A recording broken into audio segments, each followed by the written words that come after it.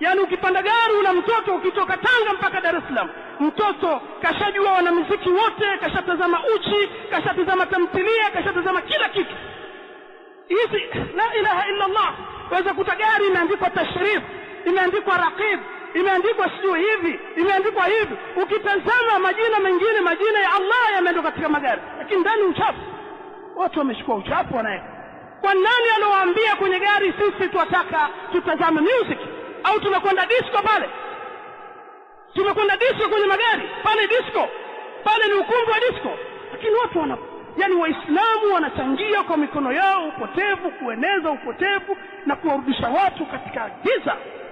Watu wakiona wanastafidi nini? Wanaona uchi tu, wanaona uchi, wanasikiliza muziki, unafiki unaingia na uchi na kuamsha hisia za mapenzi, na watoto kujifundisha mavazi na kutamani avae kama vile. Basi kila sehemu, mpaka Waislamu akitaka kutesti radio yake akamziki, akitaka kutesti TV akamziki. Yani kila kitu, dunia imeingia katika giza na balaa sababu ya ujinga ibada.